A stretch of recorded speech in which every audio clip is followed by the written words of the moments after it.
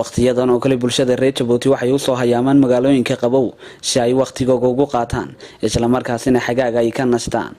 Magaalada Booramo waa magaalo madaxda gobolka Awdal waa magaalo hoy ku ah aqoonta xadaarada isdhexgalka bulshada sidoo kale waxay caan ku tahay bilicda qurxoon ee dhanka deegaanka cagaaran waxayna ku taalaa deegaan buuraley oo dhammaan afarta jaabo ay ka xigaan buuruhu waxaana ay saaran tahay xadka Soomaaliland la wadaagto Itoobiya waxaana uu jiraa dhowr kiiloomitir. Booramo waxay ka mid tahay magaalooyinka aad ku soo koraya waa magaalo dhismaheedu ku socda xawli oo dhanka horumarka aan maalinba maalin ku darsan.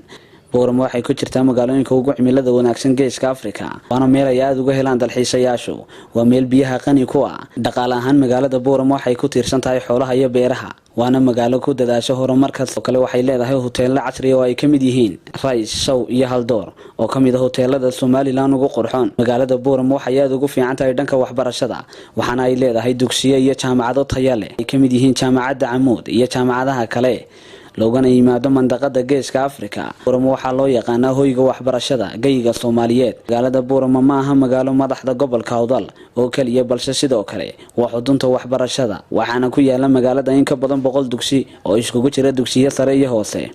dhanka caafimaadka waxay ka mid tahay magaalooyinka ugu wanaagsan Soomaaliland waxaana ku yaala xarumo caafimaad oo tayo leh. Gaadiidka ugu muhiimsan ee magaalada Booramo waa gaadiidka dhulka kaasi oo isku xidha wadanka Djibouti, Itoobiya iyo Booramo iyo sidoo kale magaalooyinka kale ee Soomaaliland.